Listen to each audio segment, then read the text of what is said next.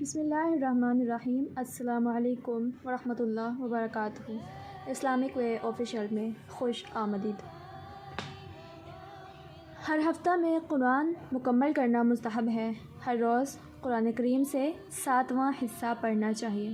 اس ہفتہ وار قرأت کے علاوہ وقتاً فوقتاً فضیلت والے اوقات میں اور فضیلت والے مقامات پر جیسے رمضان اور ذی الحجہ کے 10 دنوں میں وقت اور مقام کو غنیمت سمجھتے ہوئے قرأت کرنا چاہیے، اور اگر ہر 3 دن میں قرآن پڑھے تو یہ اچھی بات ہے، کیونکہ نبی صلی اللہ علیہ وآلہ وسلم نے حضرت عبداللہ بن عمر بن العاص سے فرمایا،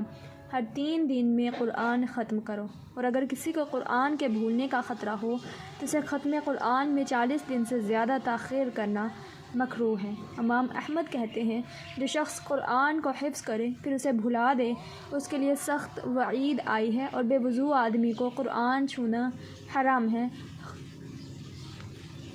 کیونکہ اللہ تعالیٰ فرماتے ہیں لا یمسہ الا المطہرون، اسے پاک لوگ ہی چھوتے ہیں، اور نبی صلی اللہ علیہ وآلہ وسلم نے فرمایا، پاک آدمی کے سوا قرآن کو کوئی نہ چھوئے،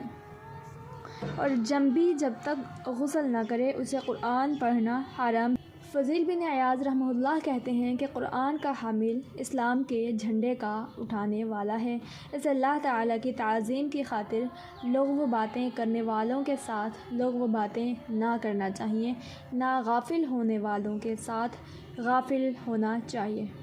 قرآن عظیم کے قاری کو یہ دیکھنا چاہیے کہ اللہ تعالیٰ نے اپنے کلام کے معانی کو ان کے فہم تک پہنچا کر ان پر کیسی مہربانی کی ہے۔ اسے متکلم سبحانہ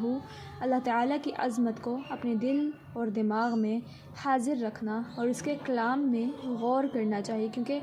غور کرنا ہی قرأت کا مقصود ہے۔ نیز تلاوت کرنے والے کو چاہیے کہ ہر ایک آیت کے معانی کو پوری طرح سمجھتا جائے، اور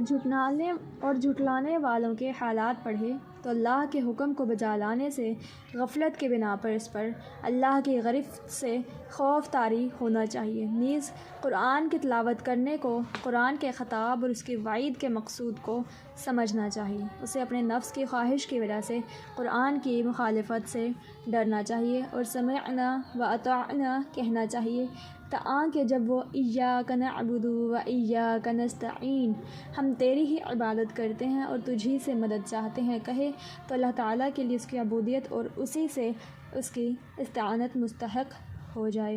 اللہ تعالیٰ نے فرمایا، وَإِذَا قُرِئَ الْقُرْآنُ فَاسْتَمِعُوا لَهُ وَأَنصِتُوا لَعَلَّكُمْ تُرْحَمُونَ، اور جب قرآن کو پڑھا جائے تو غور سے سنو اور خاموش رہو تاکہ تم پر